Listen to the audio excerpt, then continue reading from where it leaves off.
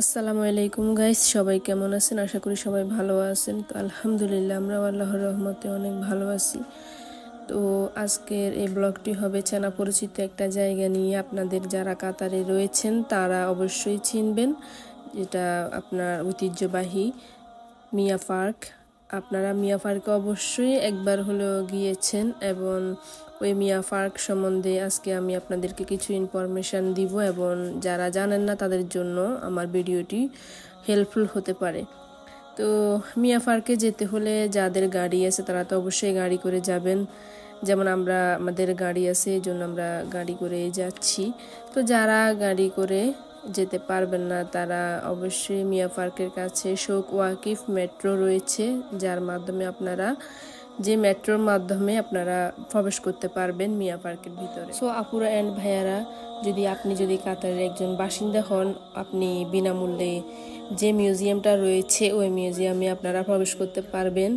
তো আপনি যদি একজন দর্শনার্থী হন, ভিজিটর হন, তাহলে আপনি একটি টিকিট কিনতে পারেন, যেটার মাধ্যমে আপনারা জাতীয় জাদুঘর সহ এবং ক্রীড়া জাদুঘর সহ প্রায় আধা ডজন অন্যান্য জাদুঘরে আপনাদের জন্য বৈধ হয়ে যাবে। আপনারা ওই টিকিটের মাধ্যমে বিভিন্ন জাদুঘরে প্রবেশ করতে পারবেন।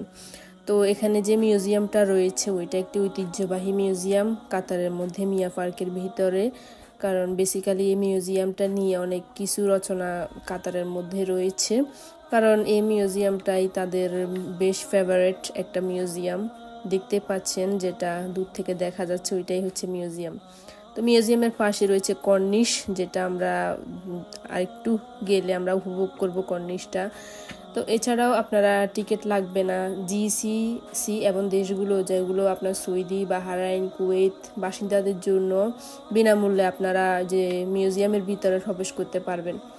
তো মিয়া পার্কের মধ্যে কি কি রয়েছে? মিয়া পার্কের মধ্যে রয়েছে আপনার যে স্থায়ী গ্যালারি ইসলামিক শিল্পের একটি বিস্তৃত বৈচিত্র্যময় সংগ্রহ রয়েছে এখানে, যেখানে আপনার সিরামিক, টেক্সটাইল এবং কাঁচ, গহনা, পান্ডুলিপি ও ধাতুর কাজ রয়েছে।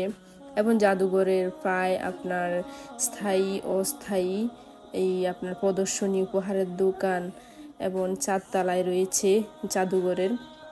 তো একটি ক্যাফেও পাবেন আপনারা এখানে আসলে, এবং বিখ্যাত আপনার যে শপ অ্যালাইন ডুকাসের আইডিএম একটি হাইস কুইজিন রেস্তোরাঁও এখানে রয়েছে। তো মিয়া পার্ক আপনার ফিল্ম স্ক্রিনিং এবং এছাড়াও খেলাধুলার ইভেন্ট, আউটডোর ক্যাফে বা art workshop, pop up market, যা আপনার সারা বছর আকর্ষণীয় অফার দেয়।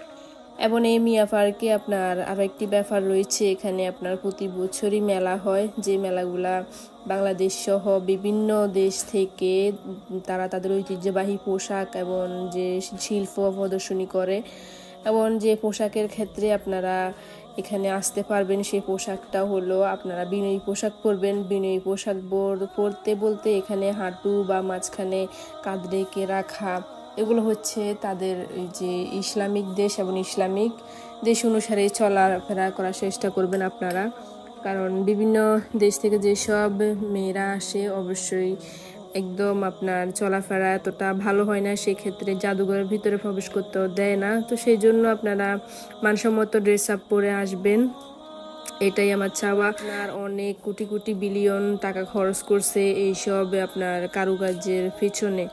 তো মিয়া পার্ক এমন একটা জায়গা যেখানে গেলে আপনারা আপনাদের চাহিদার এবং দেখার কোনো শেষ নেই, এরকম একটা জায়গা। তো বাচ্চাদের জন্য এখানে অনেকে যে আপনার পার্কে মধ্যে অনেক খেলার বস্তু রয়েছে, এবং যে মিয়া পার্কে খেলার ইভেন্ট যেগুলো কিন্তু অনেক অসাধারণ হয় পার্কের ভিতরে। তো ফাঁসি দিয়ে সমুদ্র দেখা যাচ্ছে, নদী, যা আপনার দেখতে অনেক ভাল লাগে, এবং খেজুর গাছ যেগুলো আমরা বলি, এগুলো হচ্ছে কাতারের একটা ঐতিহ্য। তো এটাই হচ্ছে মিউজিয়াম দূর থেকে যেটা দেখতে পাচ্ছেন জাদুঘর। এই জাদুঘরে ঢুকতে হলে আপনাকে অবশ্যই, আপনি দর্শনার্থী হলে অবশ্যই টিকিট লাগবে, এবং যদি আপনি কাতারে স্থায়ী হন তাহলে আপনার টিকিট লাগবে না, আপনি প্রবেশ করতে পারবেন।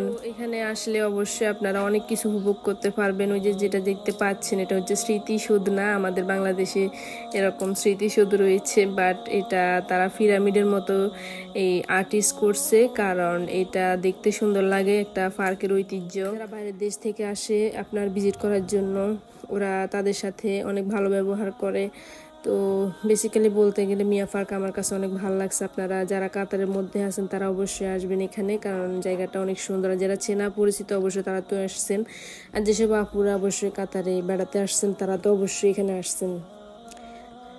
তো আমাদের আজকের ব্লগটা আপুরা এই পর্যন্তই ছিল। সবাই ভালো থাকবেন, আমাদের জন্য দোয়া করবেন, আবার নেক্সট ব্লগের জন্য সবাই অপেক্ষা করবেন। তো আমার ব্লগটা দেখে যদি অনেক কিছু জানতে পারেন, যদি শিখতে পারেন, তাহলে আমার এটাই চাওয়া। আপনাদের উপকার হলে এটাই আমার চাওয়া। তো ভালো থাকবেন, আল্লাহ হাফেজ।